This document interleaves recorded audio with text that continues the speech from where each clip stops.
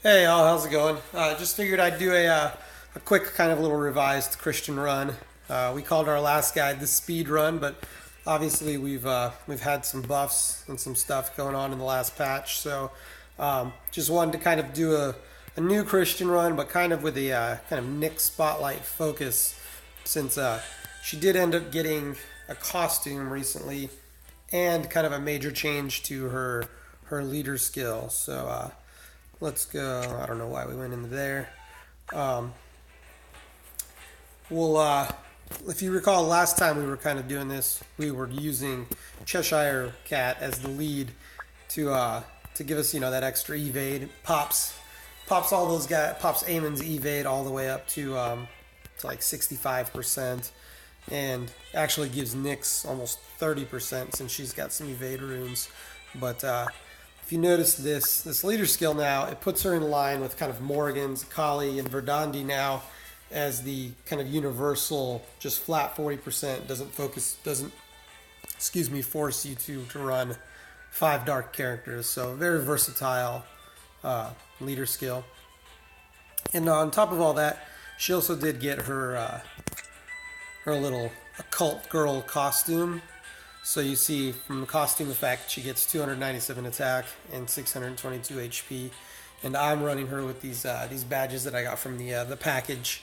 You get the flat HP, the flat percentage ranges go from like 6% to 7.5%. So like 7.5% attack, 7.5% HP, 7.5% defense. So you see she's up to like about 1200 extra HP, 550 extra attack, and some attack speed and some defense. So it's pretty nice overall, but in general, it's just this 40% extra attack. So if you count all that, she's at 7,500. It's quite a big buff for her. And seeing how from the party she gets, I think, 200% in this dungeon, we kind of wanted to focus on her lead and use her skill. Now the the kind of crappy thing is it's still 100% predicated on landing curses. So you'll see Cheshire Cat still goes right before Nyx, and I've gotten some skill ups on her one, but it's not quite maxed, so I'm still down about I think at 47%. I think I can get that up to 60. But once it's up to 60, I think this will be reliably under a 5-minute run. It kind of still, it depends on how often you can land. See, we didn't land a curse there. And get these multi-strikes on Nyx. So right now, that's 0 for 2 on everything that we need in order to get this run done quickly. But, we're landing taunts, so we're not taking too much damage. Come on, curse. And, of course, no. We got the curse on the second hit, but that again doesn't do anything for us because Alec will go twice before Nyx goes again. So you need somebody else applying curse. You can never ever apply your own curse. Unless, of course, you apply it on the first hit of a multi-strike, and then you'll proceed to hit hard. But that's just kind of the nature of the way bosses go in this game. And there we go. We got a curse, so we're going to go ahead and do number 2. And there we go. From 350,000 life to 0. And that can happen on the first 2 turns, and you can be done with that wave instantly. I recommend starting this off with his counterattack number 2. Kind of gets hits on both of them, and then when I forget her name, the tank, when she starts going in to hit you guys, you'll just be countering.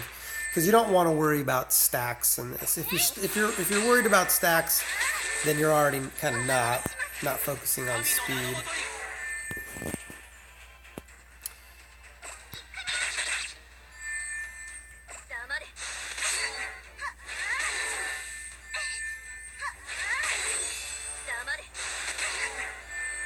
Okay, we got a counter there. That's a 2-turn curse on him. Let's get some damage on him since it appears to be a little high. You still want to keep him down fairly evenly. I feel with this team, The double clawed autos are actually more consistent on this phase, just because you have so many kind of double hitting attacks.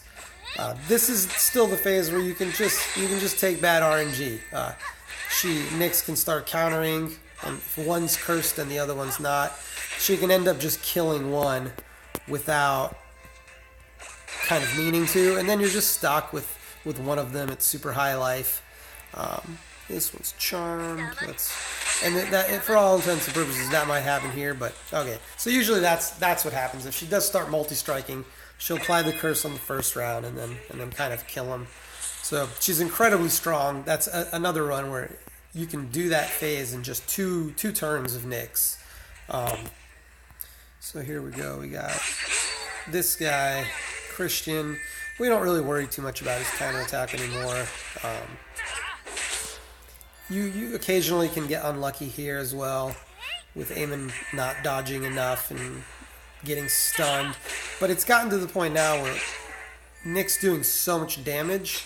I forget what's that little guy's name that he summons. When he comes, the big problem is when he stuns Eamon doesn't dodge because he's stunned. But that guy doesn't really he doesn't stick around long enough anymore to do that. He might get like 2 stun opportunities and that's it. And so you've really cut your chances to get RNG screwed here by essentially just doing enough damage to where it's not really an issue. And that's always kind of been the trade-off in this dungeon is, do I want to do more damage or do I want to be safer? But the safer I am, the longer it takes, and the longer it takes, the more opportunity for RNG to come in and become a factor. So that's kind of my idea as I'm building teams for this specific dungeon. Because the new Nikita dungeon, I don't know why I did that. I did not use skills properly, so we have to do this now. Right there, we should have used Abel's too, so that people don't take a boatload of damage like that.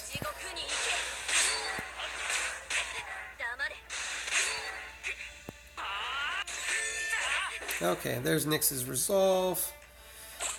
We'll defend it, heal up.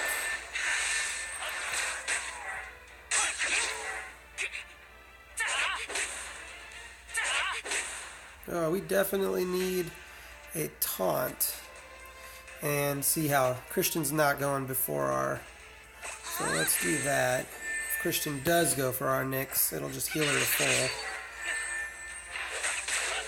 Okay, she evaded so she doesn't get the heal. That's unfortunate. Okay, there we go. Got the heal there.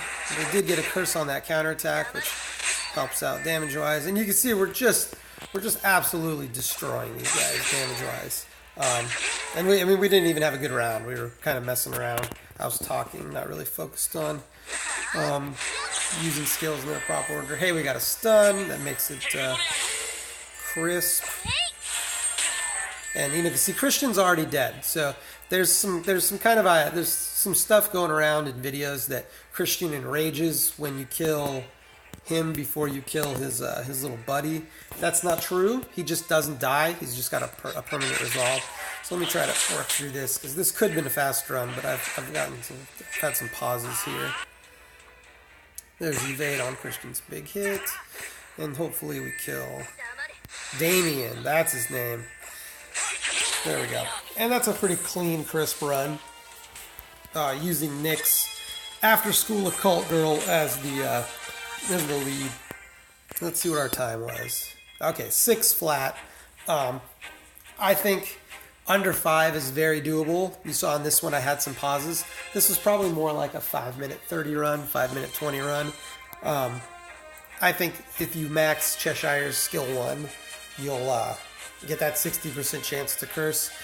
And I think you can consistently kind of do this dungeon under 5 minutes, which makes it a lot more farmable and not such of a giant pain in the ass as everybody kind of knows it right now. But anyway, guys, Occult Schoolgirl Nyx costume, well worth it. Good buff.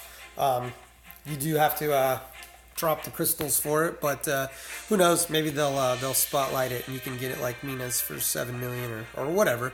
But yeah, the buff to her leader skill is definitely a good buff, and it's worth looking at and kind of swapping her over to leader spot if you are running this build. So anyway, guys, thanks for watching. Sorry if the audio is messed up. I'm trying to do these live videos. They're kind of interesting. So thanks for watching, guys, and hope you enjoyed the video. And like always, good luck farming. See ya.